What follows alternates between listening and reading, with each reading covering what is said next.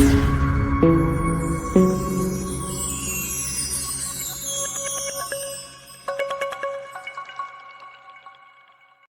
اللہ الرحمن الرحیم نحمده ونصلی ونسلم علی رسوله الکریم اما بعد۔ معزز ناظرین، ایک بہت بڑا اعتراض اسلام کے ماننے والوں پر کیا جاتا ہے، مسلمانوں پر کیا جاتا ہے۔ مسلمان عورتوں کو، مسلمان لڑکیوں کو، مسلمان بچیوں کو جب وہ اعتراض سنایا جاتا ہے تو وہ بہت زیادہ پریشانی کا شکار ہو جاتی ہیں۔ وہ یہ سوچتی ہیں کہ ہاں یہ لوگ صحیح کہہ رہے ہیں۔ وہ اعتراض یہ ہے کہ اسلام نے عورتوں کو، مسلمان عورتوں کو قید کر دیا ہے۔ اسلام نے مسلمان عورتوں کو گھروں کے اندر چھپا دیا ہے۔ اسلام نے مسلمان عورتوں کو چار دیواری میں قید کر دیا ہے۔ یہ کہتا ہے، ایسا اعتراض ہے جو کم علمی کی بنیاد پر پیدا ہوتا ہے اور گمراہ کن اعتراض ہے جو لوگوں کو گمراہی میں مبتلا کر رہا ہے۔ آئیے میں آج آپ حضرات کو مختصر طور پر یہ سمجھاتا ہوں کہ اس اعتراض کی اصل حقیقت کیا ہے اور اس کی انشاءاللہ قلعی کھولنے کی کوشش کریں گے۔ دیکھیے، سب سے پہلے یہ میں آپ لوگوں کو بتاتا ہوں کہ اسلام کس دور کے اندر اس دنیا میں آیا۔ اللہ کے پیارے رسول صلی اللہ علیہ وسلم جب دنیا میں تشریف لائے تو حضور اکرم صلی اللہ علیہ وسلم کے تشریف لانے سے پہلے اس دنیا کا، عرب کا کیا حال تھا، مکہ کا کیا حال تھا؟ تو اس وقت میں مکہ کی سرزمین بہت ہی خراب ہو چکی تھی، جاہلیت کا دور تھا، کوئی بھی ان لوگوں پر، عرب کے لوگوں پر حکومت نہیں کرنا چاہتا تھا۔ عورتوں کو ذلت کا سامان سمجھا جاتا تھا، عورت اپنی بیویوں کو بری نظر سے دیکھا جاتا تھا، ان کو اپنی غلام سمجھا جاتا تھا۔ بچیاں، جب لڑکیاں پیدا ہوا کرتی تھی تو اس کو عار کا، شرم کا سبب سمجھا جاتا تھا، اور جب یہ خبر ہوتی تھی کہ گھر میں بیٹی پیدا ہوئی ہے تو ایک باپ اپنی معصوم سی پھول جیسی بچی کو لے جا کر زمین میں ایک گڈھا کھودتا تھا، قبر کھودتا تھا، اور اپنی زندہ معصوم بیٹی کو اس زمین کے اندر گاڑ دیا کرتا تھا، زندہ دفنا دیا کرتا تھا۔ اور اس دور کے اندر بیویوں سے محبت کا اظہار کرنا بہت ہی معیوب سمجھا جاتا تھا، بہت ہی برا سمجھا جاتا تھا، اور اپنی معشوقہ سے اور اپنی محبوبہ سے محبت کا اظہار کرنا بڑا فخر کا سبب سمجھا جاتا تھا۔ ایسے دور کے اندر حضور پرنور صلی اللہ علیہ وسلم مبعوث ہوئے اور یہ اعلان کیا کہ اللہ کے پیارے رسول صلی اللہ علیہ وسلم نے کہ قرآن کریم میں ایک آیت ہے، وَإِذَا الْمَوْءُودَةُ سُئِلَتْ بِأَيِّ ذَنبٍ قُتِلَتْ، یہ اسی جو واقعے کے پس منظر ہے کہ جب زندہ درگوئی کی ہوئی لڑکی سے پوچھا جائے گا بِأَيِّ ذَنبٍ قُتِلَتْ، کس گناہ کی بنیاد پر اس کو قتل کیا گیا، تو یہ اشارہ اسی طرف ہے کہ جب بچوں کو زمین کے اندر زندہ درگور کیا جاتا تھا، خود بہت سارے، ان میں ایک صحابی ہیں، بہت بڑے جلیل القدر صحابی ہیں، جب ان کو اپنا جاہلیت کے زمانے کا وہ واقعہ یاد آ جایا کرتا تھا تو بہت روتے تھے کہ میں نے اپنے ہاتھوں سے اپنی معصوم بچی کو زمین میں گاڑ دیا۔ واقعی بہت ہی پتھر دل تھے اس وقت میں وہ لوگ کہ جن کو اسلام لانے کے بعد صحابہ کرام جیسے معزز لقب سے اللہ تعالیٰ نے نوازا۔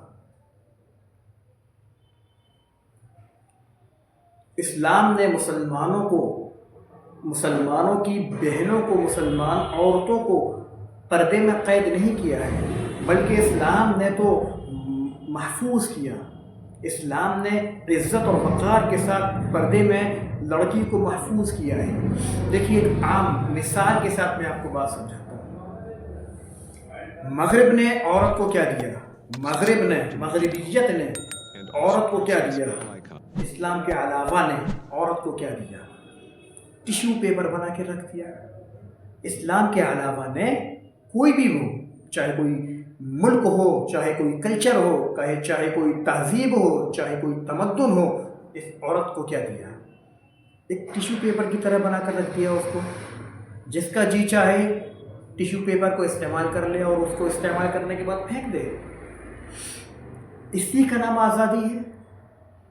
ایک بہن جب اپنے بھائی کو کھانا دیتی ہے تو یہ دنیا کے لوگ اس کو غلام کہتے ہیں، اور جب وہی بہن ایئر ہوسٹس کے کپڑے پہن کر غیر مردوں کو کھانا دیتی ہے، آدھی ٹانگیں کھول کر غیر مردوں کے سامنے جاتی ہے اور ان کی ہوس والی نظروں سے وہ اپنے آپ کو نہیں بچا پاتی بلکہ ان کو کھانا آفر کرتی ہے، اس کا نام آزادی ہے، اس کا نام تہذیب ہے، اسی کا نام تمدن ہے؟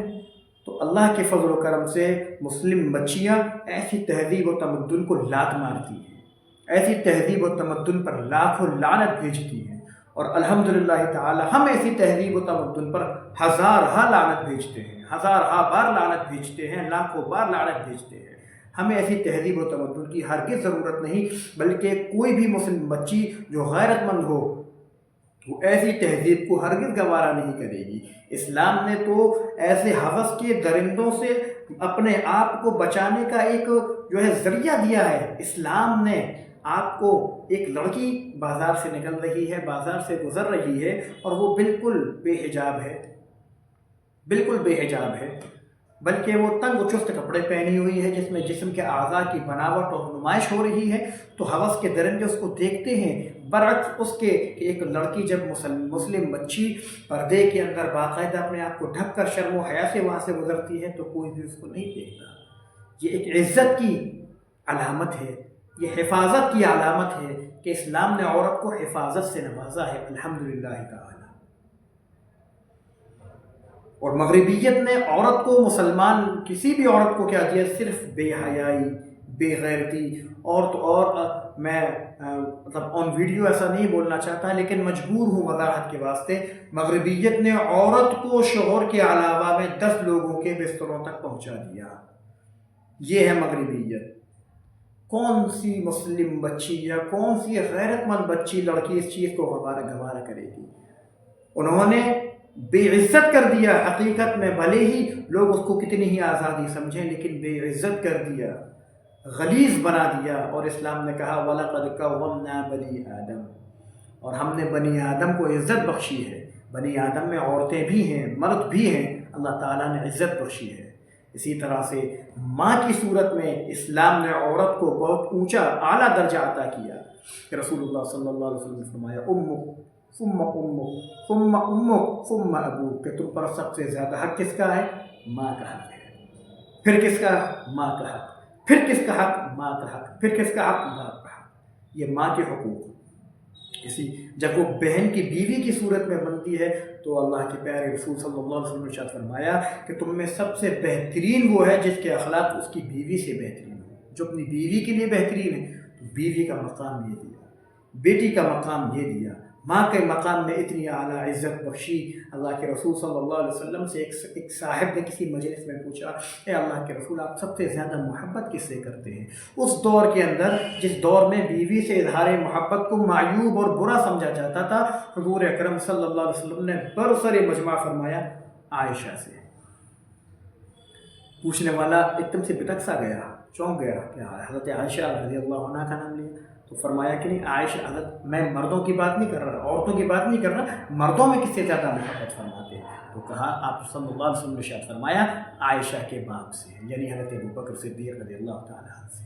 میرے عزیز دوستوں اور میری پیاری ماں و بہنوں، پردہ نشین میری اسلامی خواتین، یہاں پر اللہ کے رسول چاہتے تو حضرت ابوبکر کا نام لے سکتے تھے، لیکن یہاں پر بھی اشارہ تھا حضرت عائشہ سے محبت کا، کہ عائشہ سے محبت نہیں، صرف عائشہ سے محبت نہیں ہے بلکہ عائشہ کے والد سے، ابو حضرت ابوبکر سے محبت بھی کہہ سکتے تھے، لیکن چونکہ نام حضرت عائشہ تھا کا لینا تھا ان کے سامنے، تو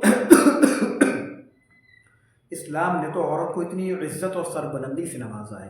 اس دور کے اندر عورتوں کو میراث دینا تو دور کی بات، سوچ بھی نہیں سکتا تھا، اسلام نے عورتوں کو میراث کا حق دیا ہے۔ اسلام نے عورتوں کو تعلیم کا حق دیا، طلب العلم فریضۃ علی کل مسلم و مسلمہ، کہ مسلمان مرد اور عورت پر علم کا حاصل کرنا فرض ہے۔ تو اسلام نے عورتوں کو وقرن فی بیوتکن ولا تبرجن تبرج الجاہلیۃ الاولی، ایک جگہ فرمایا یدنین علیہن من جلابیبہن ذالک ادنی ان یعرفن فلا یؤذین، کس لیے کہ مسلمان اور ان کو تکلیف نہ پہنچے اپنی چادروں کو اپنے اوپر ڈالنے، وقرن فی بیوتکن، اور اپنے آپ کو گھروں میں ٹھہرا رکھ۔ کس وجہ سے ٹھہرا رکھ؟ اس وجہ سے نہیں بلکہ اس وجہ سے کہ غیروں کی نظر سے تم محفوظ رہو۔ ولا تبرجن تبرج الجاہلیۃ الاولی، اور زمانے جاہلیت کی طرح پہلی کی طرح اپنے آپ کو بنا سنگار کر کے باہر نہ نکلو، بلکہ ایسا نہیں، مجبوری کی حالت میں اللہ تعالیٰ نے اجازت بھی دے دی کہ عورتیں مجبوری کی حالت میں گھر سے باہر بھی نکل سکتی ہیں، لیکن زمانہ جاہلیت کی طرح ادھر سے ادھر نہ گھومیں۔ آج ہماری مسلمان ماں و بہنوں کو دیکھ لیں، برقعے کے اندر برقع بھی پہن رہی ہیں، لیکن زمانہ جاہلیت کی رسموں کو بھی پورا نبھا رہی ہیں۔ اس لیے یہ ایک بیجا الزام جو اسلام پر کیا جاتا ہے، اسلام نے کسی عورت کو قید نہیں کیا بلکہ اس کو حفاظت دی ہے۔ ایک کیلا جب کیلے کا چھلکا چھیل کر وہ پڑا ہوتا ہے تو اس پر کیڑے بھی لگتے ہیں، اس پر مکھیاں بھی لگتی ہیں، لیکن جب وہی کیلا چھلکے کے اندر قید ہوتا ہے تو وہ محفوظ رہتا ہے۔ اسی طرح سے جب لڑکی ننگی ہو گئی اور ننگی کے نام پر وہ فحاشی اور عیاشی میں مبتلا ہو گئی، مغربیت نے لڑکی کو، عورت کو عیاش بنا دیا۔ جب وہ عیاشی میں مبتلا ہو گئی اور اس عیاشی کا نام انہوں نے آزادی رکھا، تب اسلام نے مسلمانوں کو تب بھی مسلم عورت کو عزت اور حفاظت کا قلعہ دیا جو پردے کی صورت میں تھا۔ تو اسلام پر اعتراض کرنے والے تو خود دیکھیں کہ ہماری بہن اور بیٹیاں کہاں تک نکل رہی ہیں، کہاں جا رہی ہیں۔ اللہ رب العزت مسلمان بچیوں کو اس عمل پر مضبوط رکھے اور شرم و حیا کے ساتھ زندگی گزارنے والا بنا دے۔ اگر تعلیم کے لیے نکلنے کی ضرورت پڑ رہی ہے تو اللہ تعالیٰ شرم و حیا کے ساتھ نکلنے والا بنا دے۔ چھوٹی سی آیت پڑھتا ہوں، کل للمؤمنات یغضضن من ابصارهن ويحفظن فروجهن، عفت کی حفاظت کریں، نگاہوں کو نیچا رکھ کر ہمیں راستے میں چلنا چاہیے۔ عورتوں کو بھی اور مردوں کو بھی، دونوں کو علیحدہ حکم ہے۔ عورتوں کو بھی چاہیے کہ پردے کے اندر سے نظروں کو نیچا رکھیں، تو جب نظر محفوظ رہے گی تو دل محفوظ رہے گا، جب دل محفوظ رہے گا تو شرمگاہ خود بخود محفوظ رہے گی۔ اللہ رب العزت ہم سب کو سچی پکا مسلمان بنا دے، اور اسلام پر جتنے بھی اعتراضات کیے جاتے ہیں وہ سب تمام کے تمام اعتراض بالکل بیکار ہیں، ان کی کوئی حقیقت نہیں ہے۔ اللہ رب العزت ہم سب کو پکا مسلمان بنا دے۔ والسلام علیکم ورحمۃ اللہ وبرکاتہ۔